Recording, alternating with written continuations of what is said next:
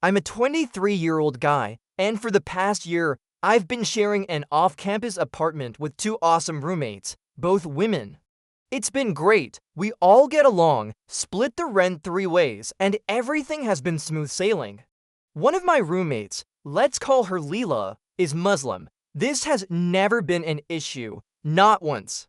We respect each other's beliefs and lifestyles, and it's worked out perfectly until last week. Lila comes to me and our other roommate and tells us that her mother is coming to visit for the weekend. Okay, cool, but then comes the catch. She explains that her mom is extremely conservative, like old school traditional. And according to Lila, her mom would absolutely lose her mind if she found out her daughter was living with a man. I thought, okay, I can be discreet. I can just lay low in my room for the weekend. No big deal, but that wasn't what she asked. Lila looked me dead in the eye and asked me to leave the apartment entirely for 24 hours.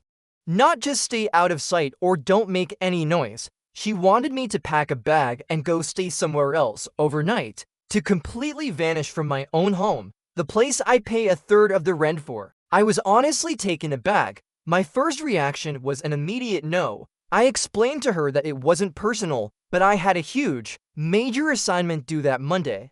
It was one of those projects that makes or breaks your grade for the semester. I focus best at home. It's my space, with my desk, my setup, all my resources.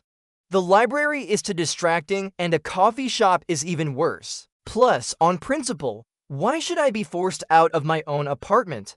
It just didn't seem right. I thought I was being reasonable. I offered what I felt was a very fair compromise. I told her, look, I will stay in my room the entire day. I'll be a ghost. I will keep completely quiet. You won't even know I'm here. If I need to grab food from the kitchen or use the bathroom, I'll be quick and discreet. Your mom will never even see me. I figured that was a win-win. I get to stay and work, and she gets to maintain the illusion that no man lives there. But apparently, that wasn't good enough. Lila got this really stressed look on her face and insisted it wouldn't work. She said her mom is the type who would notice things. A man's jacket by the door, an extra pair of shoes, a different kind of shampoo in the shower. She claimed her mom would freak out if she even had a suspicion a man lived in the apartment. She said it would cause massive, irreparable issues for her within her family, and that I couldn't possibly understand the cultural pressure she was under. I tried to be empathetic. I told her, Lila, I genuinely understand that you're in a tough spot, and I'm sorry your mom puts you in this position. It sucks, but I can't just become homeless for a day to protect your image. I'm a student. I don't have a ton of cash to just go get a hotel room for the night. My family lives hours away, and I didn't want to impose on friends at the last minute, especially when I needed to focus on my schoolwork. My home is my sanctuary, and I wasn't willing to give that up. Well, that's when things turned sour. She got furious with me. She started treating me like I was the most inconsiderate, insensitive jerk on the planet. She gave me the silent treatment, huffed and puffed whenever I was in the same room. It got even worse. She went and complained to our other roommate, telling her that I was being completely unreasonable and insensitive to her culture. So then, our other roommate, who had been trying to stay out of it, pulls me aside. She tried to play the neutral party, but she basically said, you know, maybe you should have just helped her out this one time. It's only one night. Hearing that really got under my skin. It felt like they were ganging up on me, making me out to be the bad guy for simply wanting to exist in my own home. What's really making me mad is the blatant double standard here.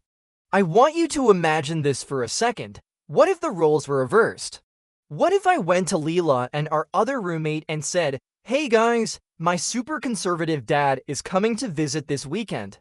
He would flip out if he knew I lived with two women. So could you both pack a bag and find somewhere else to stay for 24 hours? What do you think their reaction would be? They would laugh in my face.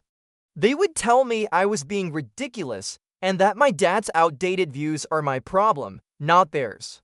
And they would be 100% right. But somehow, because it's her mom and her culture, I'm the one who's expected to bend over backward? I'm supposed to respect these rules that aren't even mine, that I don't believe in, to the point where I have to leave my own home? It feels like I'm being punished for her family's issues. I didn't create this situation. I'm just trying to live my life and get my schoolwork done.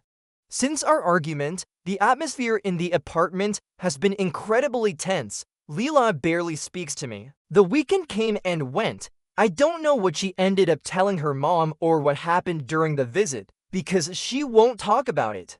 But the damage is done. Our friendly roommate dynamic is gone, replaced by this awkward, cold silence. I feel like I'm walking on eggshells in my own apartment. I keep replaying the conversation in my head, wondering if I missed something. Was I really being the insensitive one? I offered a compromise that I thought was more than fair. I was willing to completely confine myself to my room to help her out.